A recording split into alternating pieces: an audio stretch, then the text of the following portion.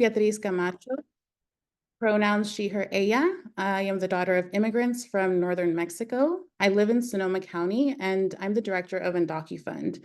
Undocufund was created in October of 2017 in response to the Tubbs wildfire, providing direct financial assistance to Sonoma County's undocumented community affected by that disaster. For many, the only assistance they received due to their status. Shortly after our wildfire, as Ventura and Santa Barbara counties faced their own climate crisis with the Thomas Fire and mudslides, partner organizations in the Central Coast reached out to us wanting to create a similar fund, leading to the creation of 805 Undocufund. Over the past 7 years, we have continued to provide direct aid in our respective counties to undocumented families disproportionately affected by climate-driven disasters. Together, Undocufund and 805 Undocufund co-founded the California Undocufund Network, a statewide mutual aid network dedicated to serving immigrants impacted by disasters. As we hold this webinar today, the mountain fire is actively burning in Ventura County, directly impacting farm workers in that region. Many of the individuals we serve are farm workers who risk their lives and health while working in hazardous air quality conditions, often with limited access to essential resources.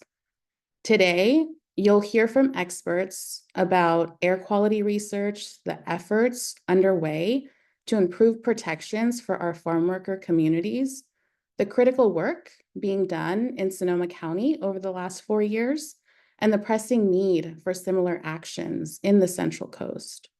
Thank you for being here. We look forward to an impactful conversation.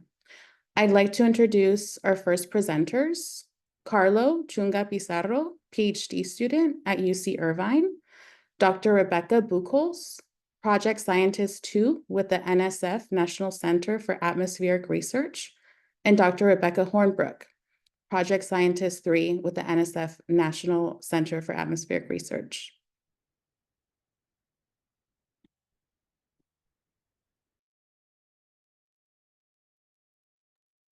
Hi, everybody. Can everyone hear me okay? Just thumbs up really quick.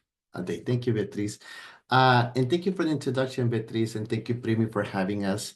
To first start out, we wanted to point everyone to this research article under GeoHealth titled Air Quality Monitoring and the Safety of Farmworkers in Wildfire Mandatory Evacuation Zones.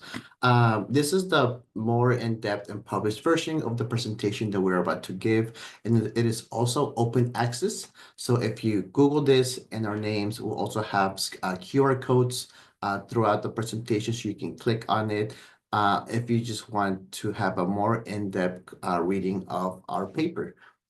And to start off, for those who are not familiar with Sonoma County, it is located in Northern California, 86 miles above San Francisco. And Sonoma County has the largest producer of wine in the state, has been listed in the top 5 and top 20 respectively for the most deadly and destructive wildfires. And for those reasons, Sonoma County has been an epicenter for extreme wildfires and environmental injustice. Extreme wildfire concerns, they intersect profoundly, especially because Sonoma County heavily relies on livestock, agriculture, and the region's award-winning wine. And the wine grape sector alone employs more than 70% or about 8,500 of the laborers in the county. However, that total may be significantly undercounted due to the large undocumented workforce. So our big argument in this paper in our study was that when governments confront the challenges of extreme wildfires, they often fail to embrace and engage with marginalized populations, and particularly undocumented Latino and Latina and Indigenous farm workers. And given their social and undocumented status, they are disproportionately affected by racial discrimination, exploitation, economic hardships, less English and Spanish proficiency, fear of deportation, and require special consideration in disaster planning. Even so, studies estimate that about 46% of farm workers are from indigenous Mexican groups. And we highlight that because indigenous farm workers in Sonoma County are culturally and linguistically isolated. Many speak neither Spanish nor English, but only their native language, and they are not of Hispanic or Latino and Latina descent, and migrate from regions in Mexico with unique cultural and linguistic traditions.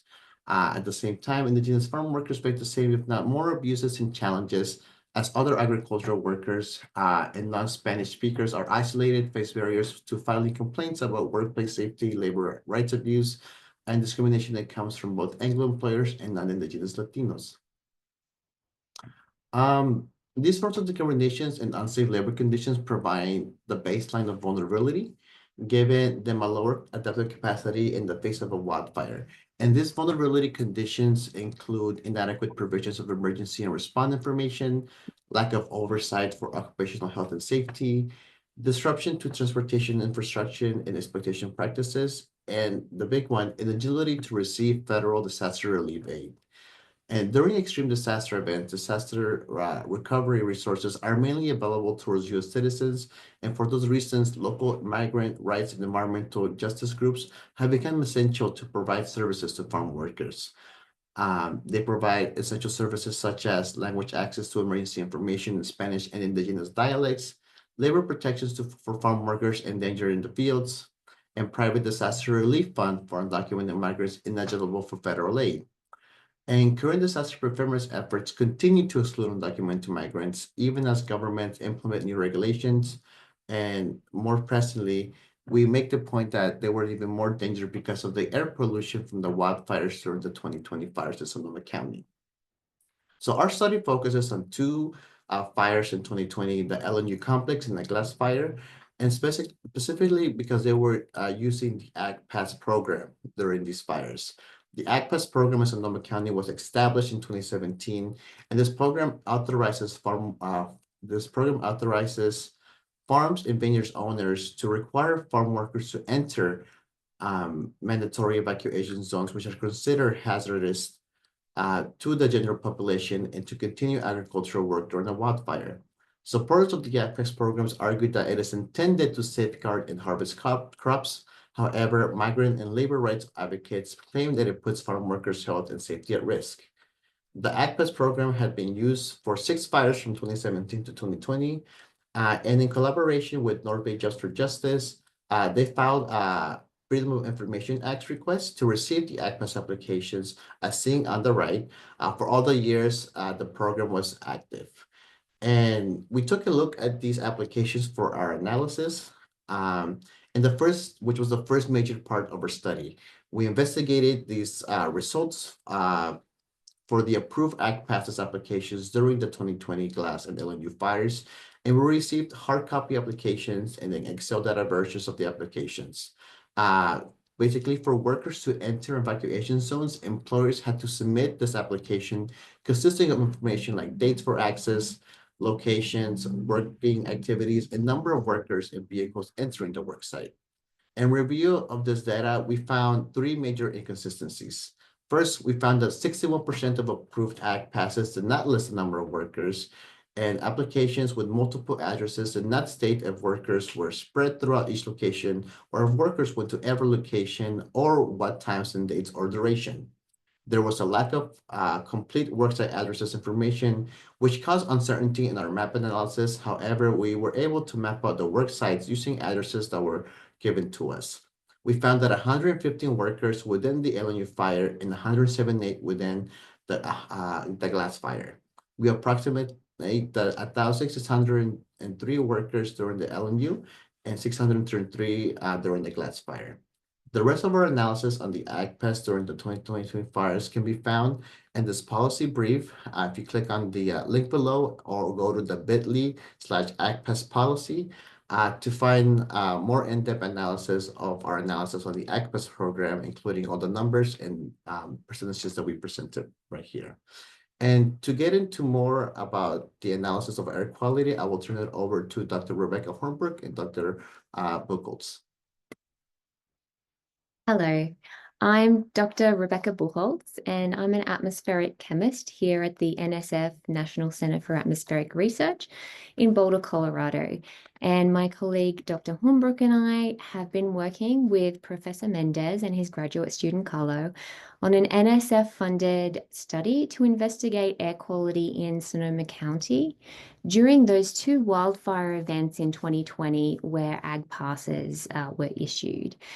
So our study period is the later half of 2020 when Sonoma County experienced those back-to-back fires of the LNU complex and the glass fires. So on that map that you can see on the left-hand side of this slide, Sonoma County has one single EPA Air Now station, which has a research-grade instrument measuring PM 2.5. So PM 2.5 is small particles of 2.5 microns or smaller, and they are emitted in large quantities from wildfires. They're small enough that they can be inhaled deep into the lungs, and they can result in both short-term and long-term health impacts. And so the EPA has recommendations for reductions in activity based on these different PM 2.5 levels, concentrations in the air. So in addition to this government station right there in the orange in the center of the Sonoma County region, there are also a large number of individually owned low-cost purple air monitors that also measure PM 2.5. And our team analysed PM 2.5 data from the government AirNow station as well as the purple air stations during the 2020 wildfires. The yellow dots in that map are where the agricultural passes were issued during this time. And then those purple air monitors are those purple dots shown in that map. So we looked at Sonoma County as a whole, as well as the regions where those agricultural passes were issued. On the plot on the right-hand side of this map, this is a time series starting in about August 2020, running to mid-November 2020. And this shows concentrations of that PM 2.5, that particulate matter. The concentration is the y-axis there. You can see the two different fire events. LNU complex is shown in pink and the glass fire event is shown in gray, and they overlap a little bit there. During those two time periods, there were significant increases in both the Air Now PM 2.5 and the purple air PM 2.5. The Air Now, that EPA station, is the black dashed line, and the purple air aggregate value from all of those stations across Sonoma is the purple line with that shading in purple. So the shading in purple is the standard deviation in those measurements from the purple air instruments. And where you can see a large, broad shading region, that means that there was large standard deviation, and that means that there's large variability in the data across the Sonoma County. So there's different values of PM 2.5 in different places across the Sonoma County. So just a couple of points I want to point out here. During this time period, there are several days where the daily average PM 2.5 exceeded the World Health Organization guideline of 15 micrograms per meter cubed. So that's the black line at the bottom there. But there are also many days where the average PM 2.5 exceeded the EPA unhealthy threshold, which is that red line at the top of those lines there. And the EPA at the unhealthy threshold recommends that everyone, and not just members of health sensitive groups, but everyone reduce prolonged or heavy exertion and take more breaks during all of the outdoor activity that they're doing. And so now I'm going to hand it over to Dr. Hornbrook to talk more about regional analysis and some air quality thresholds. Thank you, Dr. Buchholz. So on this slide, the two plots on the right-hand side show the hourly PM 2.5 from the government station in black on both plots, and from the hourly purple air data from those ag pass regions in purple on the top for the LNU fire, and red on the bottom plot, and that's from the glass fire. So again, the horizontal dashed lines show that threshold for the EPA unhealthy category. So using the government station data, we calculated that the hourly PM 2.5 exceeded that unhealthy threshold on a total of 14 days for those two fires. But that total was 17 days using the purple air data in the vicinity of the ag passes that were issued for each of the fires. So we also found that on multiple occasions, the smoke levels remained high overnight, with PM 2.5 staying at those levels considered unhealthy or worse. And we also found that the government monitor significantly undermeasured the impact of the glass fire in particular, which is on the bottom right, where the ag passes were issued, with far higher PM 2.5 measured near the ag pass location than what the government monitor indicated. So our findings showed that there were a significant number of days and nights in which the air quality was unhealthy when the ag passes were in effect. We also found that the current EPA air quality monitoring in Sonoma County is not sufficient for determining whether or not it's safe for workers to labor during all wildfire smoke events in the county. And I'll pass it back to Carlo at this point. Thanks, Jill. So just really quickly, because of all of our analysis, our research showed that undocumented farm workers were disproportionately exposed to hazardous air quality during wildfire events, exacerbating their existing vulnerabilities and health risks. The regional variability in PM 2.5 level during significant wildfire events, like the LNU complex and gas fire, further emphasized the necessity of localized and accurate air quality data. And because of our analysis, we recommended 6 policy recommendations to call for the development of mandatory emergency plans, real-time air quality monitoring at work sites, and the provision of hazard pay and post-exposure health screening for farm workers. These measures are critical for farm workers' immediate safety and well-being and for fostering long-term resilience and health equity. By implementing these policies, we propose that Sonoma County can set a stronger precedent for safeguarding the health and rights of agricultural workers in the face of increasing wildfires. And this can also be placed in other counties such as Ventura.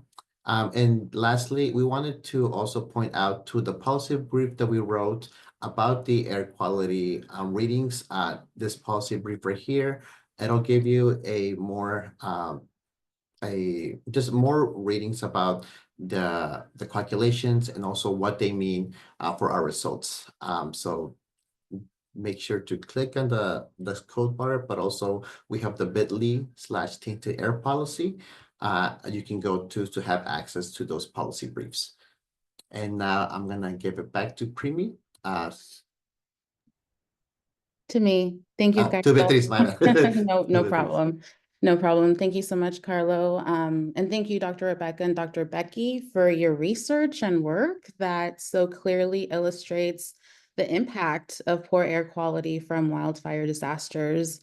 Now I'd like to introduce our panelists, Eduardo Avila, who's a farm worker leader in Santa Barbara County with 805 Undocufund. Sandra de Leon, who's a farm worker leader with North Bay Jobs with Justice and Undocufund in Sonoma County. Primitiva Hernandez, Executive Director of 805 Undocufund, and our panel moderator, Dr. Michael Méndez, Assistant Professor at UC Irvine. So I'll pass it over to you, Dr. Méndez, to get us started with our panel. Thank you, Beatriz, and thank you, Primi.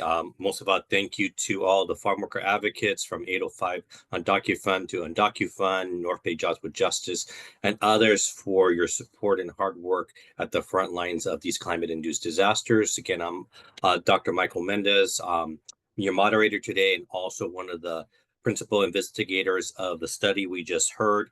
And from that presentation, we really understand that these climate-induced disasters will only intensify and frequency and intensity over the coming years and months, and puts a population, particularly undocumented migrants, indigenous, Latino, and indigenous migrants at peril, particularly understanding that even before disaster strikes, they have a lot of inequities that they're encountering in their lives, and a disaster only exasperates that.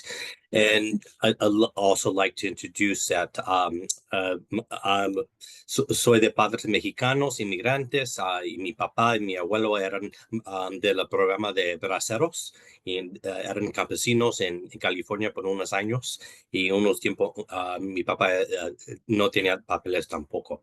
So it's a pleasure to be here. I just wanted to talk a little bit about my perspective, that I do come from immigrant parents, Mexican immigrant parents, and my father and grandfather were farm workers through the Bracero program, and my father undocumented at one point. But with all this in mind, we're here to learn firsthand from some of the farm workers and advocates that are working in these communities to safeguard and address the systemic inequalities and change public policy. So I'd like to start our conversation with a more personal aspect. We heard the scientific knowledge about the disparate and inequitable impacts of wildfire and other climate-induced disasters, but what is it really like on the ground and working through these conditions? And with that, I'd like to start with Sandra de Leon. And Sandra, we would like to explore these experiences of what it's like working during wildfires and extreme weather events, especially the impacts you had to your health and the challenges you faced.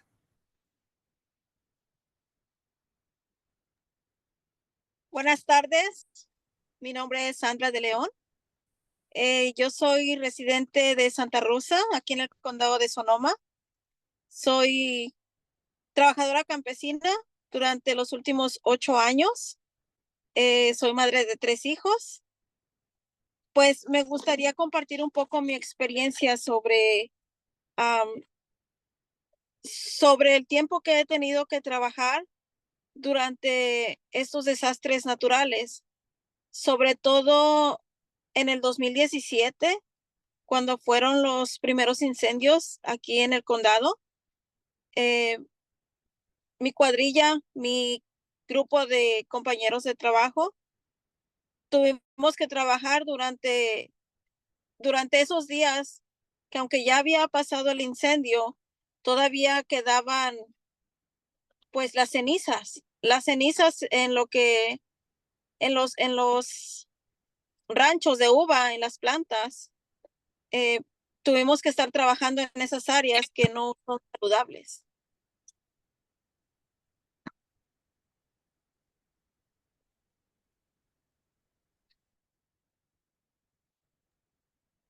Ok, gracias, Sandra. Y Eduardo, ¿puedes también hablar de tus experiencias en estos desastres? Eduardo, could you talk a little bit more about your experiences, both from health impacts and the challenges you faced in working during these wildfires or other types of disasters?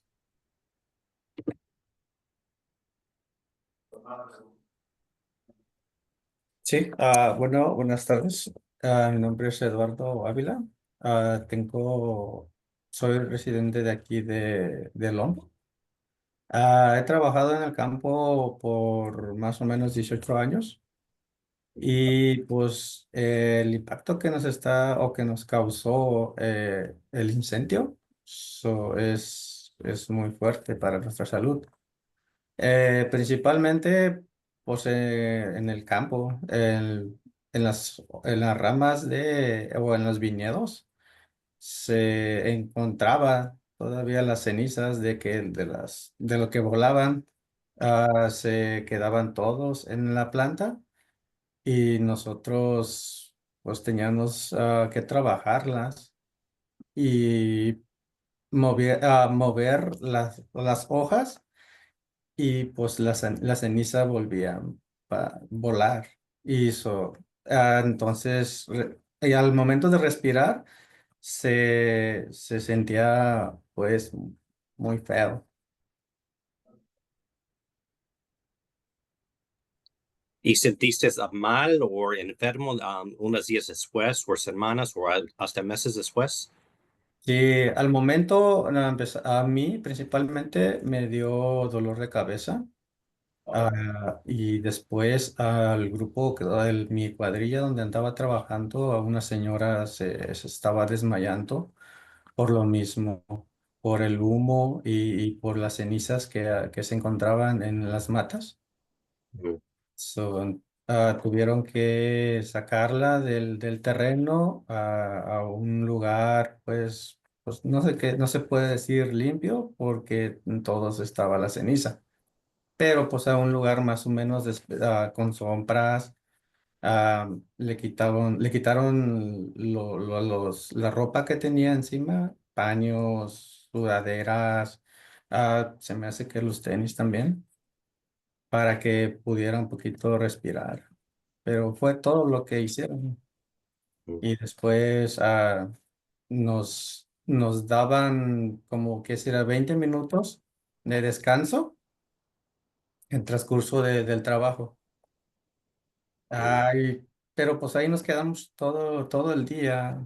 Entonces, no es justo para mí, pues, ni para las personas que trabajamos en el campo. Yeah. Yeah, qué feo. That's horrible. And it's important to note that scientific studies have shown that wildfire smoke can be several times more harmful to human respiratory health than vehicle exhaust. So we all know if you stand too close to your car, the tailpipe where all the exhaust is coming out, and you breathe that in, that's actually very harmful to you. But uh, but wildfire smoke is several times more harmful to your respiratory health because it's a toxic mix or a toxic soup of burning structures, objects, chemicals, pesticides, fertilizers, and who knows what else.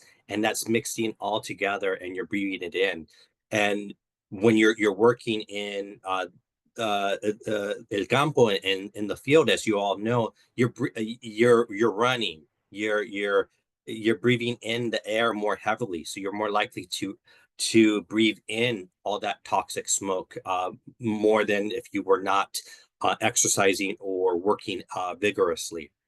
And Sandra, I'd like to follow up on that. I know it was either you or one of your compañeras mentioned about working days and weeks in this wildfire smoke and coming home and having literally black saliva. Could you talk a little bit more about those experiences of working for a longer period in these conditions?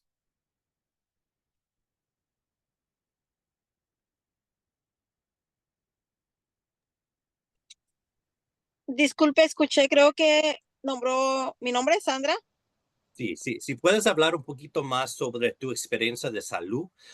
No recuerdo si era usted o una compañera de North Bay Jobs with Justice que hablaba que estabas trabajando por mucho tiempo y regresaste a la casa y tenías la saliva negra.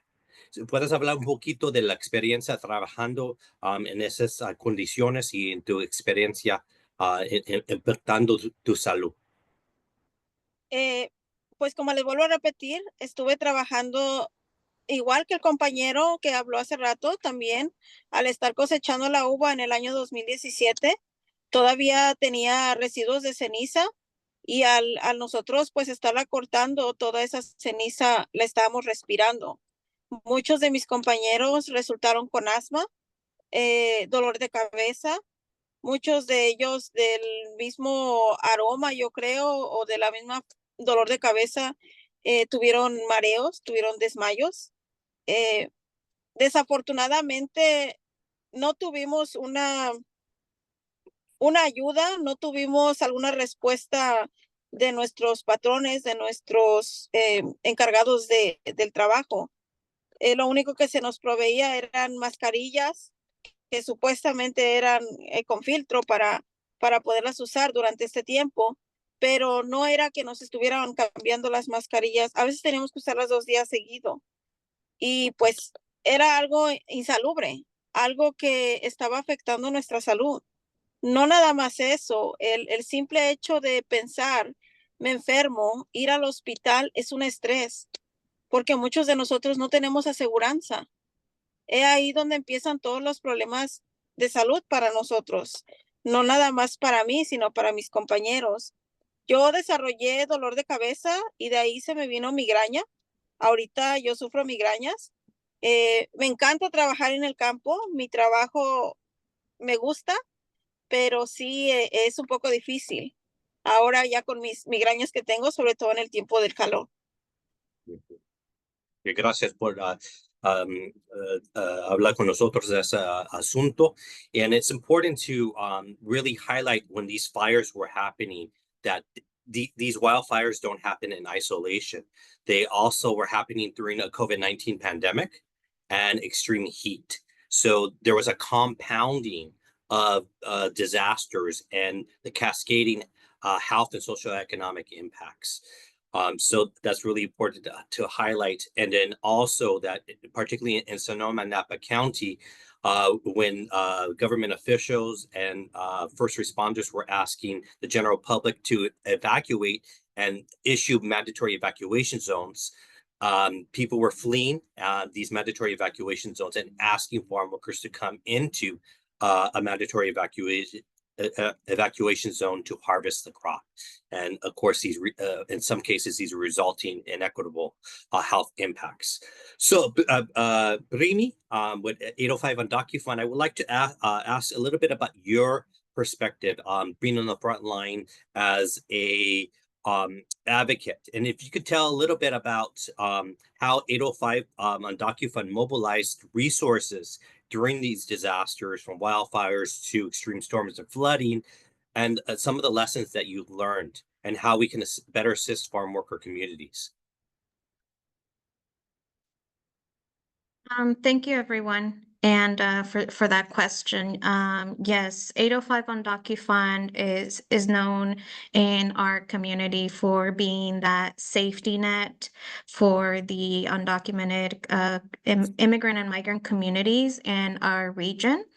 Currently, there's very little to no protections for the outdoor workers, mainly the farm workers who are exposed to these hazardous conditions. We've dispersed over $8 million in the last almost 7 years that we started initially as a project under Future Leaders of America, MyCop, and CAUSE, with the support of the McCoon Foundation and Ventura County Community Foundation. I've been the executive director for almost a year now. I come from, I'm the daughter of farm worker parents. Both my mother and my father were farm workers. My father, he was a farmer back in Mexico, where we're originally from, and he was a farm worker here. Just like I was hearing from Eduardo and Sandra, they are very proud of the work that they perform, but their labor isn't recognized here in the Central Coast. We've also had at 805 Undocufund the experiences more recently now with the lake fire that occurred in Santa Barbara County, and we are in the middle of another fire, mountain fire in Ventura County, with a lot of similarities that I'm seeing. Organizations like MICOP and Líderes Campesinas being on day one on February 6th and in the fields in Ventura County providing N95 masks to farm workers because the employers are not providing these protections to the people in their fields. There's very little protections, and once they're not able to go back to work due to the hazardous air quality or the extreme heat, which we experienced in the lake fire in Santa Barbara County, where it wasn't only extremely hot, it was also hazardous. Many people were still working under those conditions, farm workers and also outdoor workers, people working in roofing, painting. And what we see is that those safety nets that are oftentimes available for other people, like unemployment, are not available for the farm workers. And 805 has to come in and be the safety net for the farm worker community. Great, thank you for that. And your organization, as well as the Undocufund in Sonoma County, often bills itself or messages itself as providing mutual aid. But on all the work that I've seen that you do, you're really providing mutual capacity. And what is really different from other traditional mutual aid organizations is really a one-way one-way direction of resources going from one organization or person to the other, versus the mutual aid is where you bring a more contextual expertise and knowledge working with the local community to provide effective strategies. So I really applaud you for building up that capacity, that mutual capacity in communities. When the federal government, federal, state, and local government, and sometimes traditional disaster relief services are not. Estas preguntas para Eduardo y Sandra. ¿Nos puedes hablar un poquito más cómo pueden las comunidades apoyarse a uno al otro entre desastres, y qué podemos hacer para tener políticas más efectivos para los campesinos?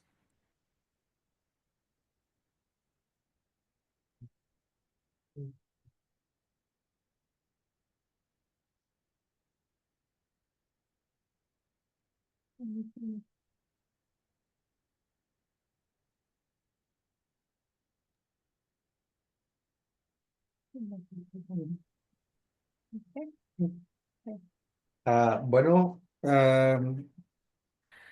que los agrícolas, así se les dice, que reconozcan que no somos como desechables, pues, que nos den mejor paga, que nos den capacitación para estar preparados en esa situación.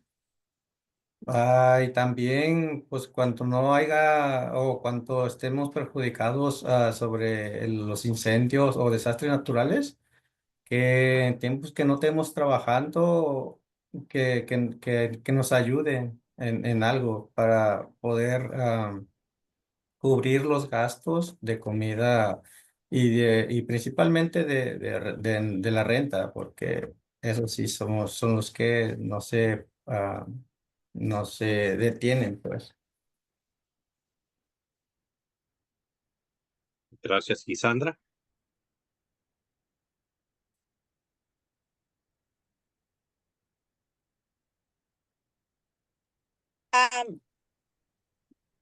Pues aquí en el condado de Sonoma, yo he mirado muchas organizaciones que se unieron para ayudarnos, no nada más a la comunidad campesina, sino a la comunidad que no podíamos echar mano de recursos, ya sea por nuestro estatus migratorio o por algún otro caso, ¿verdad?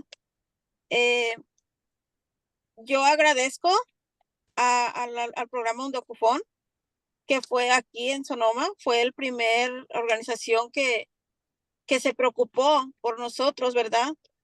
Por todos los que no podíamos obtener alguna ayuda por parte del gobierno.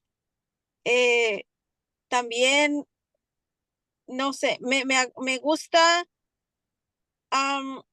ver la unidad. Miré mucha unidad en estos tiempos de desastres. Mucha gente se ha unido para apoyarnos, pero al igual como dice el compañero, me gustaría que vieran nuestra labor como trabajadores del campo, que se nos reconociera, que como recuerdo muy bien unas palabras que decían en el tiempo del COVID. Los trabajadores agrícolas son esenciales, pero no nada más que lo digan, sino que lo demuestren, que respeten nuestro trabajo, que respeten, que den valor a nuestro trabajo, que se nos pague un sueldo digno, porque de verdad que, como vemos, no nada más en California, en todo el país, todo está demasiado caro. Y yo creo que con el sueldo que se nos da no es suficiente. Merecemos más. Merecemos más porque si ellos nos nombran como trabajadores esenciales, como la mano de obra que ayuda a fortalecer este país, que se nos recompense, que se vean resultados. Gracias. And that point that you make about essential workers, particularly during the COVID-19 pandemic, was provided through first responders, nurses, the medical community, to even grocery workers. And having that extended to farm workers that are putting food on our table, keeping our food supply on the line is quite important, particularly when these workers are putting their lives at risk, entering mandatory evacuation zones or fields that are entirely engulfed in toxic wildfire smoke. So understanding that, and I know your organizations that you work with have really been moving forward for hazard pay during disasters. So next, I'd like to talk to Brini about challenges and adaptations. Can you address some of the challenges that you encountered in coordinating disaster relief and how you've adapted your approach over the years? Some of the challenges we've encountered have been in communication.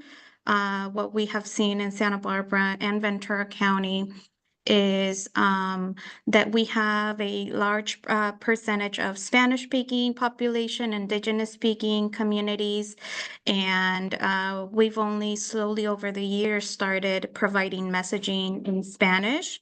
But even those that speak Spanish, sometimes some people are not able to read or write. So there is a large language barrier in terms of messaging and in communication when it comes to evacuation orders or where people can access information, as well as who is providing this information, because for our communities, our immigrant and migrant communities that have a historical distrust in government entities, we know that if temporary shelters are established, most likely they're not going to be going to these shelters. So communication, the way aid is distributed is one of the challenges because of these barriers and trust that exist among government entities and the communities that we represent. For example,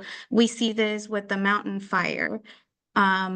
When we released a needs assessment on February 8th, and within less than 5 hours of us putting a needs assessment, we had received close to 9,000 responses.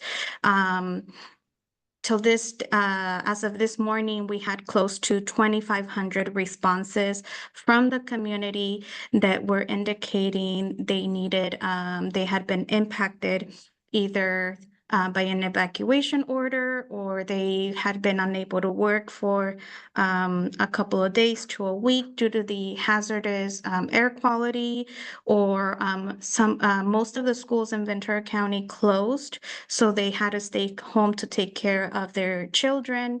And for this community, for these 2,500 households, there's aid that is coming down the pipelines, but it's not coming down fast enough. And most of the aid, based on what I'm hearing, because I'm in communication with the Santa Barbara County VOAD, volunteer organizations active during disasters, will be distributed to evacuees. But based on the responses that we received, over 85% of the people that have responded have indicated that they were not evacuated. They were not able to go to work and have experienced a loss in wages, which for this need, there isn't a safety net program out there aside from whatever 805 Undocufund is able to fundraise to assist these impacted households. And it was a very similar situation in Santa Barbara County when we had the lake fire. A fire that was larger in size compared to the mountain, but because it was in a less populated area, didn't impact the same number of people. Nonetheless, we were able to fundraise, and due to a grant from the California Fire Foundation, we were able to distribute a little over $11,000 for Santa Barbara County residents impacted by the lake fire. For the mountain fire, right now, we are currently fundraising. We've received some grants from our supporters. We've received over $3,000 in individual donations, and we expect to start distributing disaster relief funds as early as tomorrow, after I meet with my board, which some of them are here. So we'll be having those conversations, but barriers in terms of how fast disaster aid is being dispersed, who receives it, language barriers that are almost this have continued to be same barriers over the years. You know, you would think that after the Thomas fire, the Woolsey fire, that we would have made some progress, and nonprofits organizations are making progress, but it's the communication with government entities and including these populations in their disaster relief efforts. Thank you. Amazing work that you're doing. Again, highlighting the mutual capacity building that you're doing throughout your regions, and showing essential leadership role you're doing statewide in helping provide best practices and examples for other migrant serving organizations throughout the state and now throughout the country, that we see where climate-induced disasters are disproportionately happening to migrant communities, particularly undocumented migrant communities all over the globe, the country. We recently saw this with Hurricane Helene in North Carolina, where the political and environmental climate is not as hospitable, but nonetheless, lots of impacts. So we have about a minute or so. I'd like to ask Eduardo y Sandra if they have any concluding comments you'd like to make. We do have some political representatives here from the state of California. If they like to advocate for additional resources or policy proposal ideas that you've been thinking about, such as you mentioned earlier, hazard pay. Is there anything else you'd like to mention?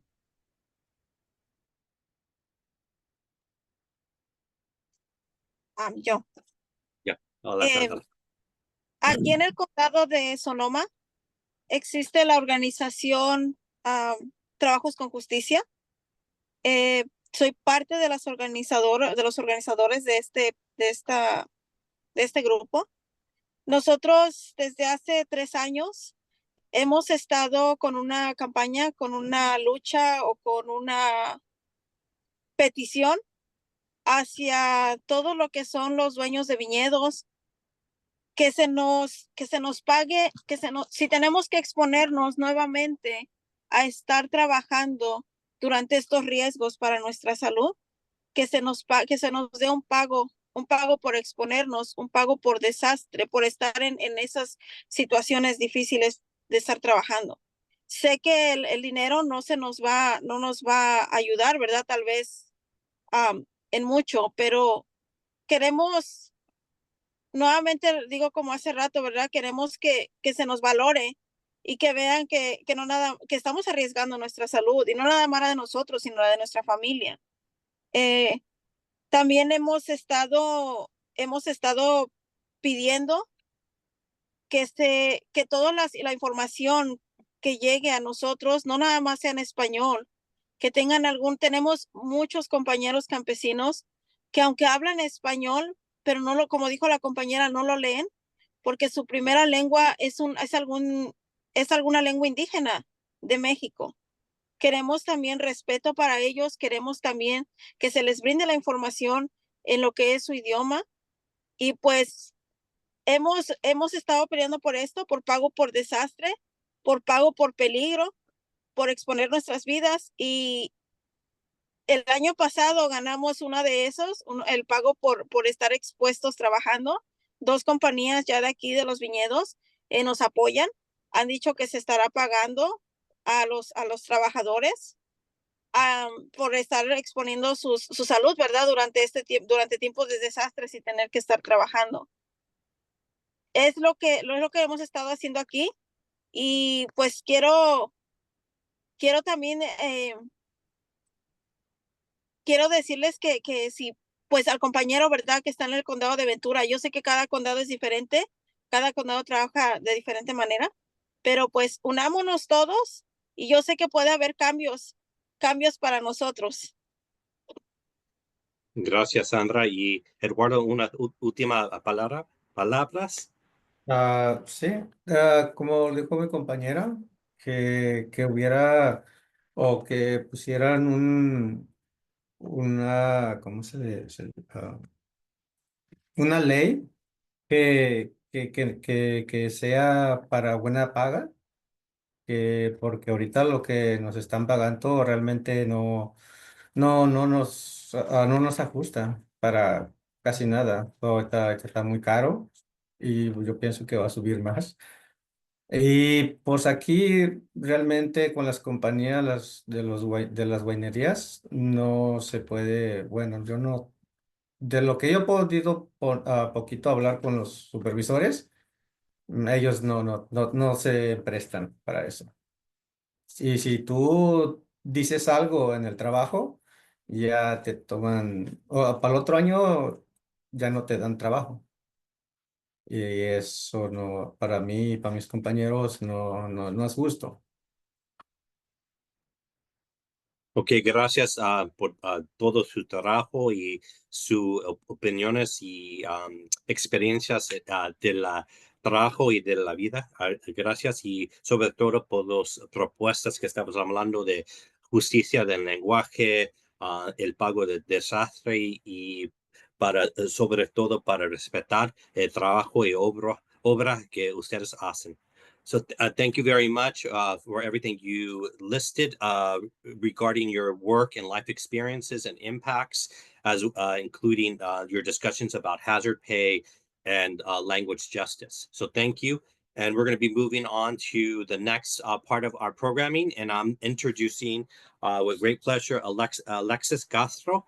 He's a legislative director for State Senator Stephen Padilla, who represents, as he mentioned earlier, the entire border from California to Arizona along the U.S.-Mexico border.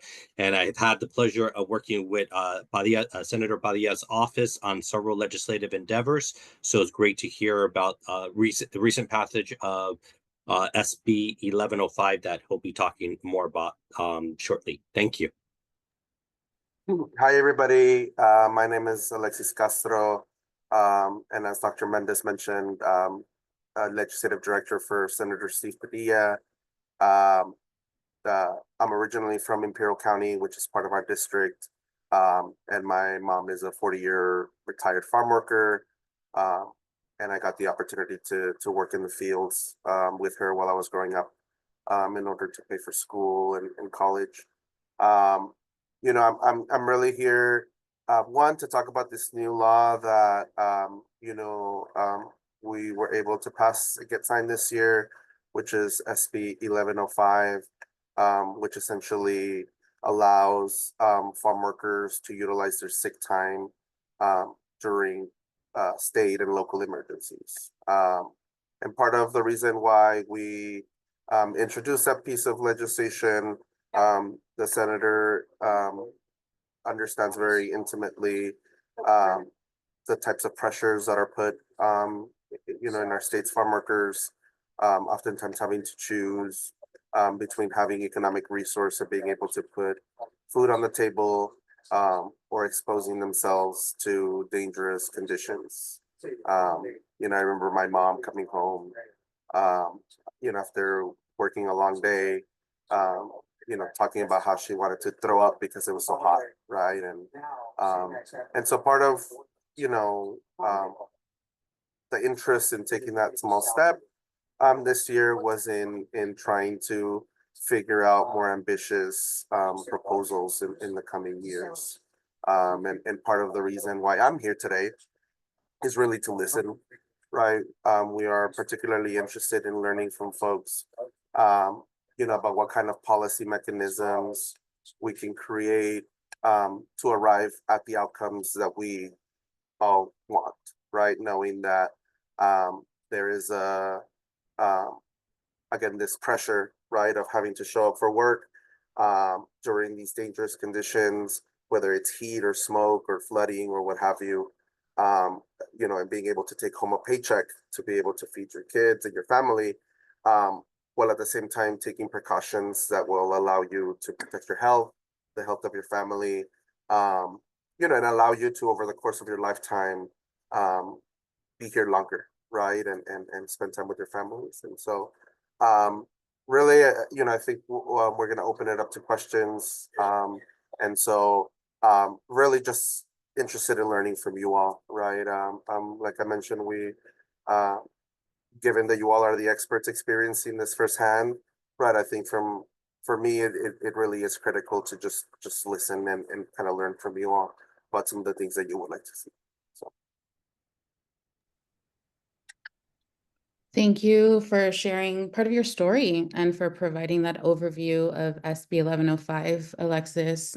It's important information for us to know.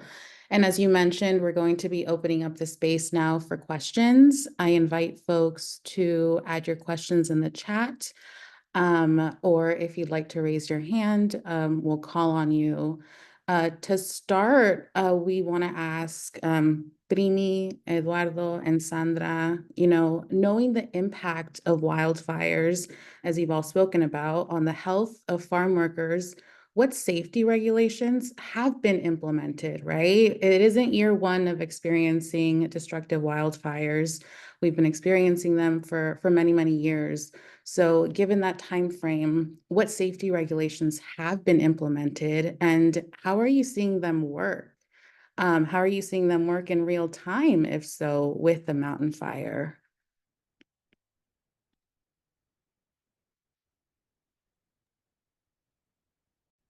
I can start us off with that, but I think I would like to hear from Eduardo and from Sandra, who are on the fields or have been on the fields when different wildfires have occurred. For one, I can, like I mentioned earlier, during the initial hours of the hazardous air quality due to the mountain fire, there were very little to no protections provided to the farm workers. Like I mentioned, it was organizations like Mixteco Indígena Community Organizing Project and Líderes Campesinas being out there in the fields, asking community organizations for donations of N95 masks so that they can then provide those masks to the farm workers on right there on the spot. They were the ones providing these protections to the farm workers because they recognized that the air quality was hazardous and they were not being protected. They were allowed to go home early in some places based on what we heard from some testimonies. Other people had to finish their shift working, whether they had protection or no protection. So as far as we know, if there have been any protections passed, they are, if they have, they are not being followed because based on what we hear from farm workers out there is that they are not provided with information, with equipment, So I don't know if Eduardo and Sandra, what they can say, if they were provided any protections during the different wildfires they worked through. En mi trabajo, cuando estaba un incendio cerca aquí de nosotros, en la mañana era cuando estaba el humo muy fuerte y nosotros le dijimos al mayordomo qué iba a hacer en esa situación, que porque estaba muy pesado el humo. No podíamos respirar, respirábamos, pero luego el humo se empezaba con el dolor de cabeza. A uno de mis compañeros le dio ¿cómo se dice? Vómito. Y le dijimos al mayordomo y nos dijo que iba a pasar, que con el aire se lo iba a llevar y no nos dijo nada. So, tuvimos que salir el día, pero para mí no es justo eso. No nos dieron ni protección, no teníamos protección de nada. Y llegando al momento de llegar a la casa, el olor en la ropa estaba muy fuerte. Y pues esa ropa tuvimos que tirarla porque ya no iba a servir. Y luego ¿cómo se dice? En lo de la nasal, Olé. sí, el olor era muy fuerte. El olor adentro de los carros igual se quedó penetrado el olor del humo.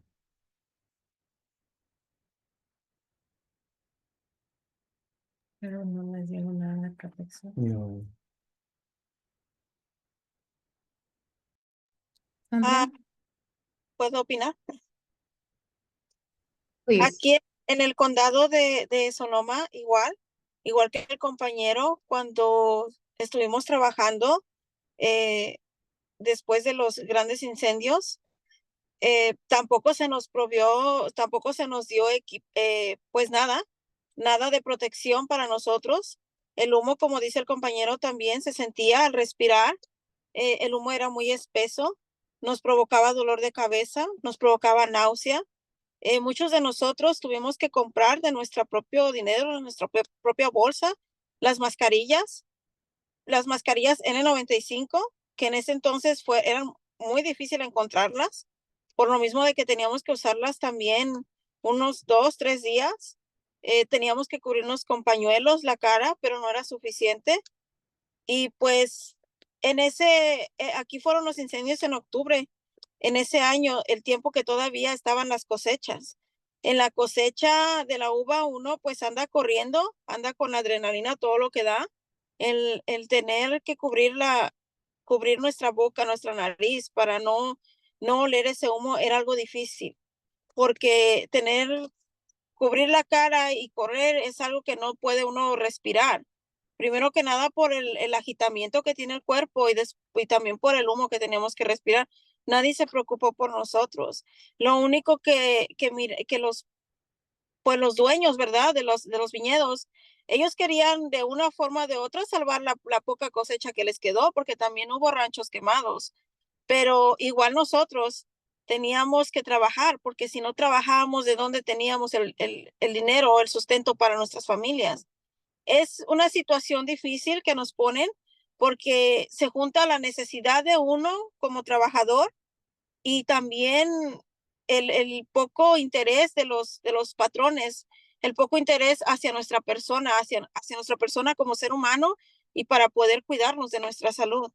Creo que debería de haber un cambio en eso. Creo que debería de empezar a ver, decimos nosotros, a pensar con el corazón, a pensar que también nosotros, que si ellos necesitan de nuestra mano de obra para poder seguir creciendo, ¿verdad? En su negocio, en su compañía, que nos cuiden, que vean que también nosotros debemos estar bien para poder seguir trabajando y para poder, en pocas palabras, hacerlos crecer más su dinero que ya tienen. Well said, Sandra. Thank you. This next question is for Eduardo and Sandra. Since agricultural workers work during these natural disasters, are emergency centers frequently used? And are your families able to evacuate, and have they in the past?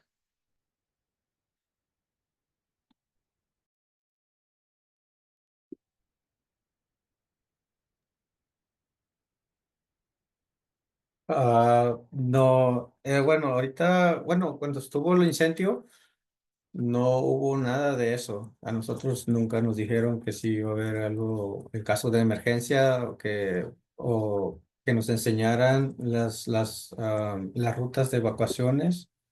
No se nos dio esos entrenamientos y por mí, bueno, en cada rancho necesitarían tener algo o no sé cómo se le diga, una zona de donde están las rutas de evacuación, emergencia, para poder salir nosotros.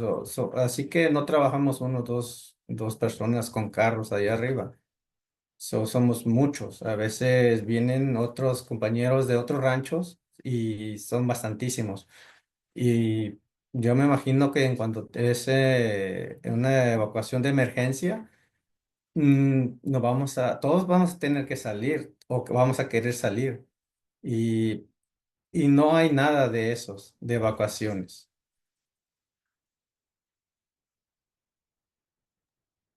Same question for you, Sandra. ¿Podría repetir la pregunta, por favor? Of course. Since agricultural workers work during these natural disasters, are emergency centers frequently used? And are your families able to evacuate, and have they in the past?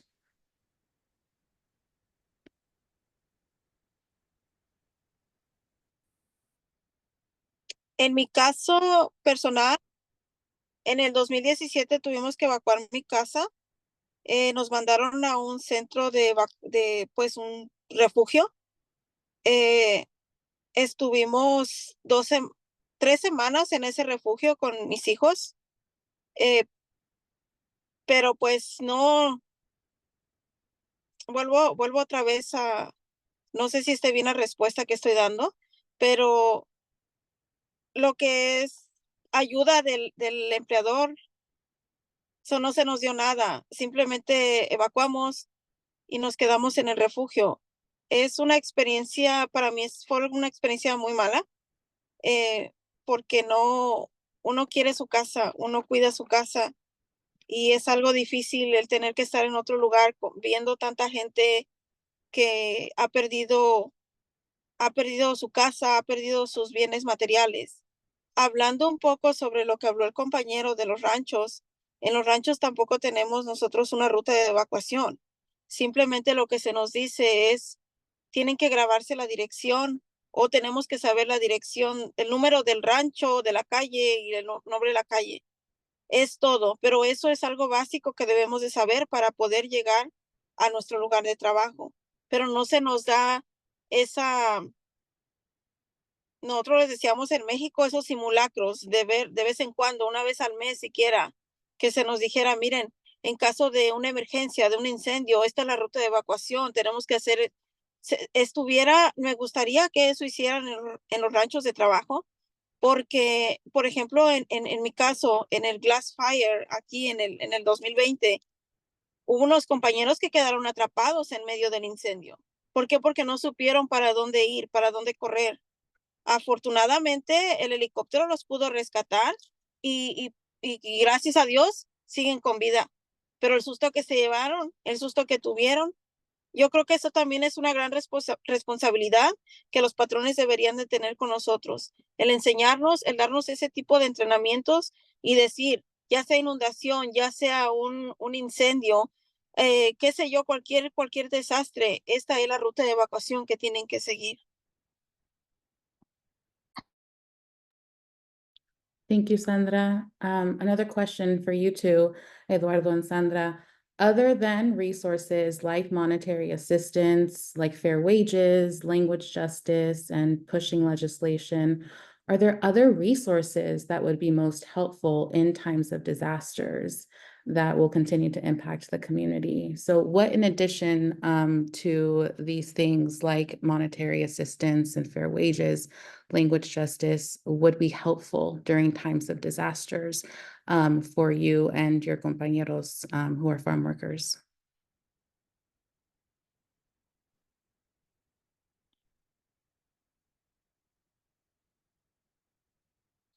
Let's start with you, Sandra.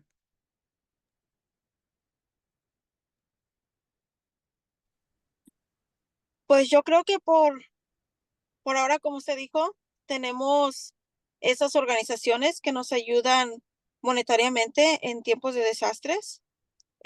Tenemos organizaciones que se dedican a estar luchando por nuestros derechos, sobre todo de justicia lingüística. Yo creo que lo que ocupamos es también centros de salud que podamos nosotros ir, que tengamos esa, ¿cómo se puede decir? Esa facilidad de poder obtener esos recursos médicos, porque como sabemos, la aseguranza médica es demasiado caro. A veces no tenemos acceso a esos recursos, a esa aseguranza médica. Que hubiera algo que también nos pudiera apoyar con eso. Porque como les comenté al principio, durante los incendios, cuánta gente, cuántos compañeros resultaron con asma, resultaron con migrañas, resultaron con problemas pulmonares, resultaron con muchas enfermedades. Ellos sabemos que si no tenemos una aseguranza, ¿cómo le hacemos para acudir al hospital? Para pagar esos, vamos al cuarto de emergencias, nos atienden, sí, pero después llega el recibo y después viene el estrés de uno, porque dice uno, el recibo que me llegó por haberme ido a atender de este dolor de cabeza, de este ataque de asma que me dio, es demasiado caro. ¿Cómo lo pago? Necesitamos, yo creo que también ese tipo de recursos, que podamos obtener una aseguranza médica. No queremos tal vez que sea gratis, porque sabemos que nada en esta vida es gratis, pero sí que sea de un precio adecuado a lo que también nosotros podamos pagar y que podamos, no sé, que vean esa necesidad que hay en nosotros también. Es lo que puedo opinar. Thank you, Sandra. Eduardo, would you like to add something to that? Así como me dijo la compañera, que haya una ley que nos ampare en esas situaciones de desastres. Al igual también las compañías de donde estemos trabajando, que se nos pague, que haya una ley que nos paguen lo que es justo. No está como los que nos están dando, porque con eso no podemos hacer nada, no podemos agarrar una aseguranza médica, no podemos agarrar cosas esenciales para lo que es la comida, la renta, y pues para mí sería eso, que nos ayuden, que no nos desamparen.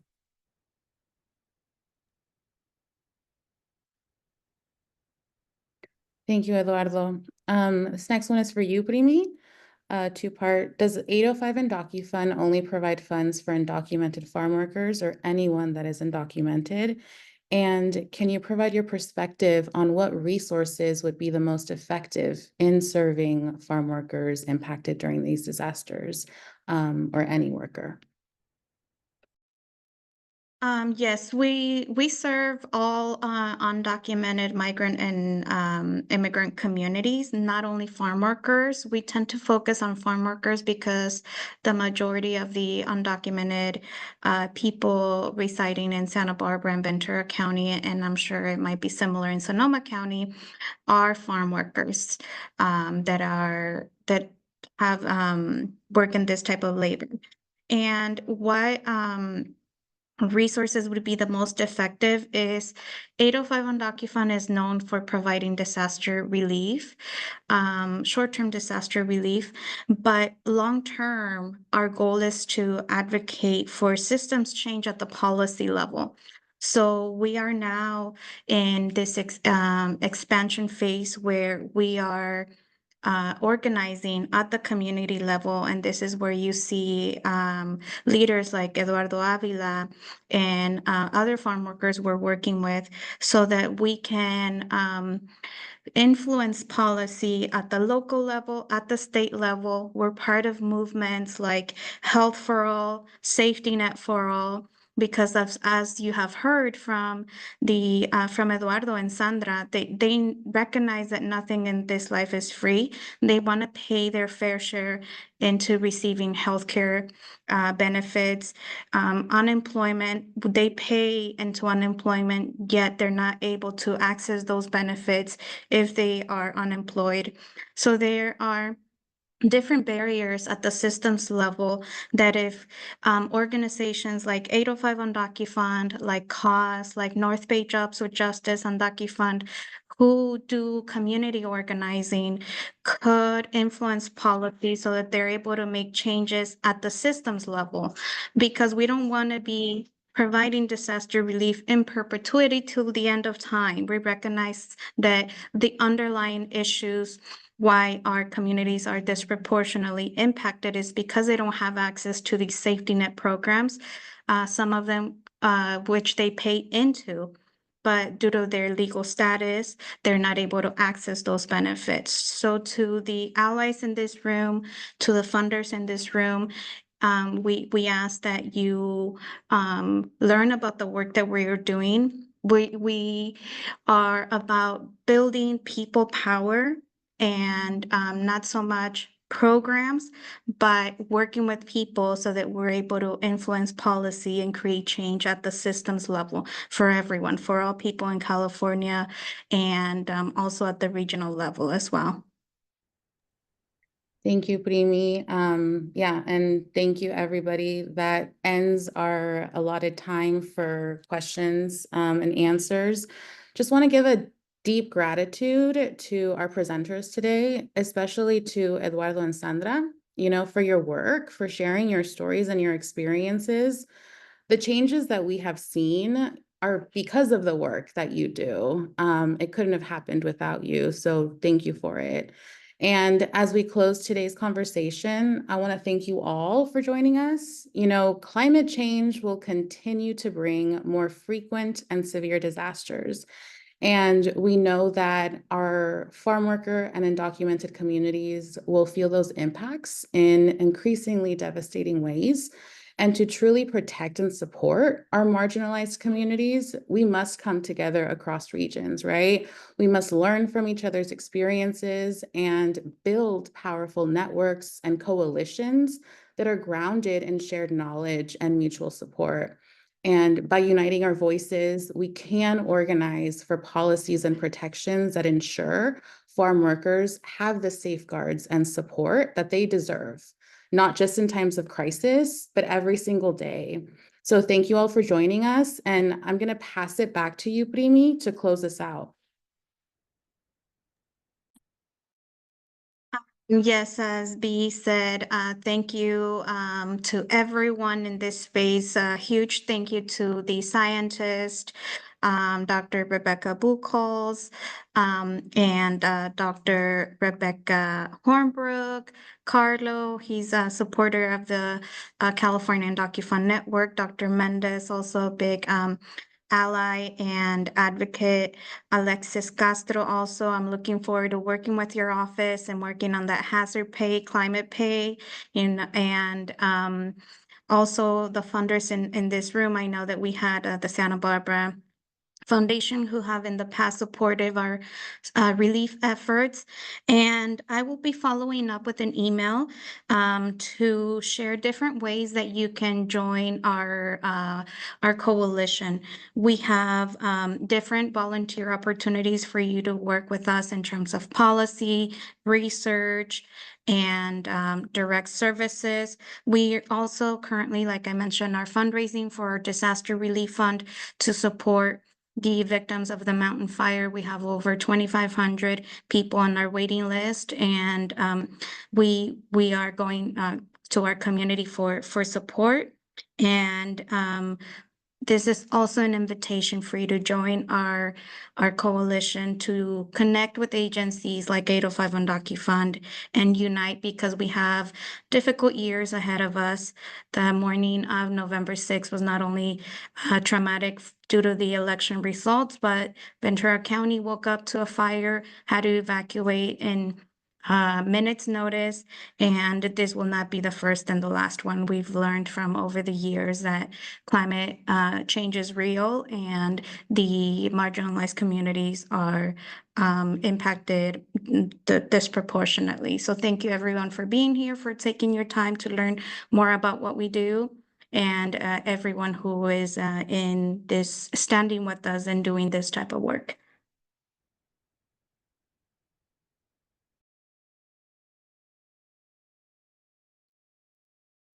All right, everyone, thank you for attending today. The rest of the group, if you're able to stay, be Darlene.